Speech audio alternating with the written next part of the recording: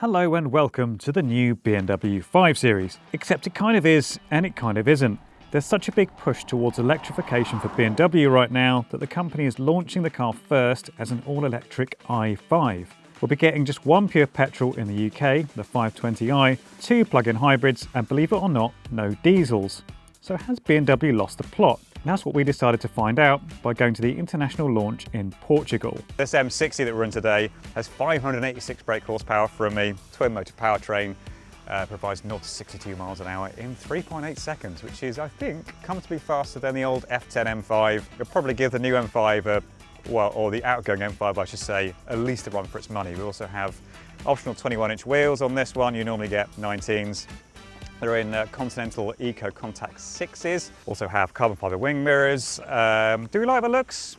I'll let you kind of argue about that in the comments. I'm sure there'll be plenty of people bitching and moaning. This feels like a lot of stuff going on above the rear wheel arch. The back's a bit kind of looks a bit slabby and pinched, but it's kind of growing on me. I don't even mind the front end, just to take you back to the front again.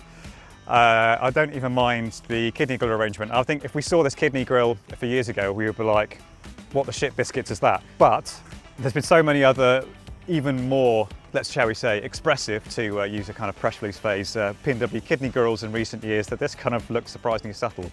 Although I'm sure this Dragonfly didn't appreciate it when he slammed into it at about 60 miles an hour. I think the interior is going to be much less divisive, so we'll just we'll go and take a look at that now. Now in here we have not leather, because this is BMW's first fully vegan interior. This is actually called Veganza, which kind of sounds like a trendy vegan cafe in Shoreditch maybe.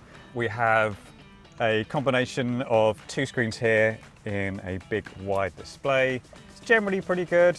We do still have the classic iDrive rotary controller. Yeah, BMW is busy deleting this out of the smaller, cheaper stuff, but if you're getting a bigger, more expensive BMW, you still get the rotary dial. This one's a very nice sort of crystal effect one, and still lovely levels of damped rotary satisfaction. That's very nice. Now we are going to find out what it's like to drive, but first we will have a voiceover history lesson.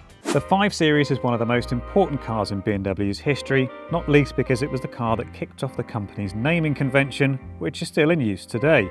It all started with the E12 5 Series, and just over 50 years later, we're here with the 8th gen version G60. No other BMW has been going for that long and for so many generations, and some of the greatest BMWs ever have been 5 Series models, and so there's quite a lot of pressure on this new one, particularly as it's been taken in quite a new direction. Well, first things first, let's see what 600 brake horsepower in a BMW i5 is like, preferably not when there's a corner, because that might result in a terrible accident. Here we go. And it kind of works out pretty much as I expected, really. Like a lot of fast EVs, you get that first sort of second or two where it feels really quick, and then because the acceleration is quite linear, yeah, it sort of peters off after that. You have to look up the speedo and go, oh no, I am actually going quite fast, I should probably back off a little bit.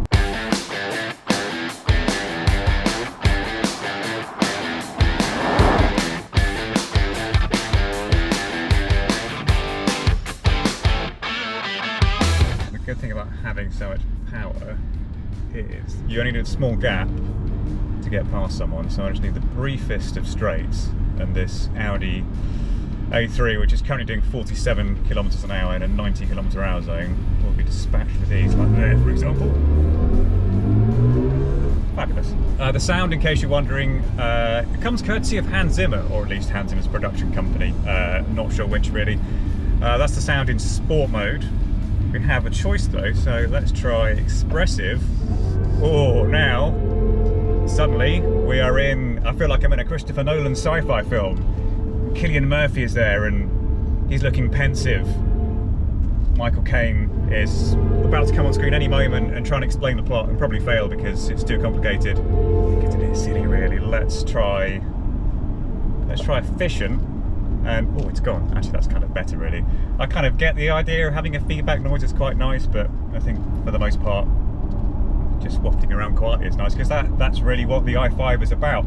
Now, BMW would like to have you believe that it combines the sporty nature of the smaller 3 Series and the waftability of the bigger i7. Now, I'm paraphrasing there a little bit, but that's the gist of it. I think they're kind of half right. It definitely has that wafty i7 nature about it, but in terms of sportiness, it's competent, it's yeah, you can definitely dispatch some bends with ease, and it does hide its weight well, but it doesn't really feel what it kind of wants to do. And yeah, sometimes the rear wheel steering just feels a bit odd. It kind of makes the car feel not quite how you expect, which I suppose is what's going to happen when you're constantly varying the wheelbase like that, or at least virtually varying the wheelbase. But this really does feel like a baby i7, but for a lot less, and you can park it a lot easier.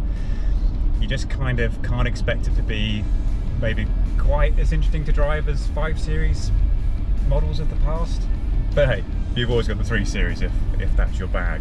Push the i5 a bit further and you do start to feel its weight. The thing is, not everyone is interested in driving quickly, and if that's you, there is still the i5-40, which develops a handy 335 brake horsepower, but is 20 grand less than this near £100,000 M60. So I'm kind of left with mixed feelings about this whole experience. I think the 40 was much more impressive. This, I'm not sure it's worth the extra, given that it just doesn't feel much sportier. But is that the problem, that we're not going to have anything that feels as sharp as the old 5 Series because they're all of a sudden much heavier? Yes, there's going to be a pure petrol burning a low power one in the UK. There will also be some 6-cylinder plug-in hybrids. I'm sure they'll be great, but again, they'll be heavy. So I think we just have to accept at this point that the 5 Series is now kind of more of a sort of wafty machine and more like a sporty machine second, which I think is okay, because you've got the 3 Series if you want something a bit sharper, and you know, if you do want to kind of waft around, you don't have to go for the i7. You can get this, which is just a bit more manageable in terms of size. I think it looks better,